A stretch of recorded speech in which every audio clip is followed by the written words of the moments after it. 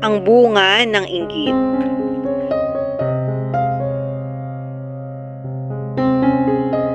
May isang mahirap na magsasaka ang naninirahan sa isang maliit na nayon.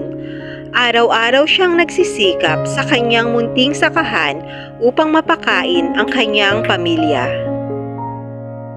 Ngunit sa kabila ng kanyang pagsusumikap ay nananatili pa rin siyang kapos sa buhay. Napapaligiran siya ng mayayamang kapitbahay at kamag-anak. Dahil dito, unti-unting tumubo sa kanyang puso ang inggit. Pakiramdam niya ay napag-iiwanan siya, kaya't lalong bumigat ang kanyang kalooban. Sa paglipas ng panahon ay tumatanda na ang magsasaka.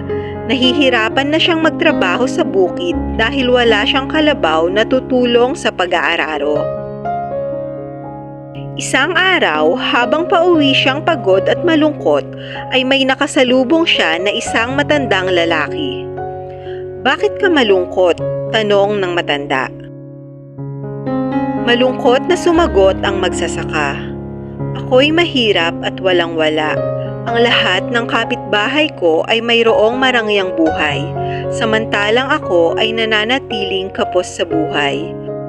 Kung mayroon lamang akong kalabaw ay mas madali ko sana mapagtatrabahuan ang aking bukid." Naawa ang matanda at ibinigay sa kanya ang dalang kalabaw.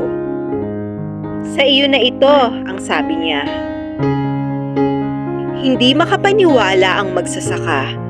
Napakasaya niya sapagkat magkakaroon na siya ng sarili niyang kalabaw na matagal na niyang pinapangarap.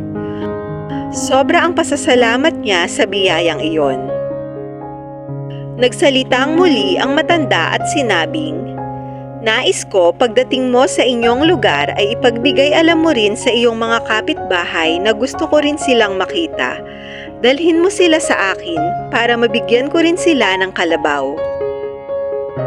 Pagkarinig iyon ng magsasaka ay napuno ng inggit ang kanyang puso. Galit niyang sinabi na, "Kung ganon, huwag mo na lamang akong bigyan. Ayokong may matanggap sila na tulad ng ibinigay mo sa akin. Madadagdagan lamang ang kanilang ari-arian."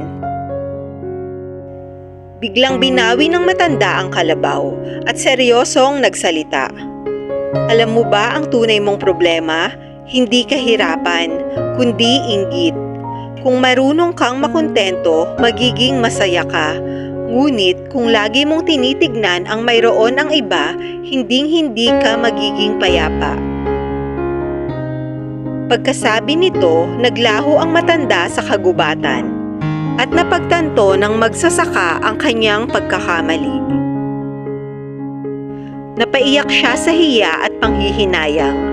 Mula noon, ipinangako niya sa kanyang sarili na aalisin na niya ang inggit sa kanyang puso at matututong magpasalamat sa anumang biyayang kanyang natatanggap.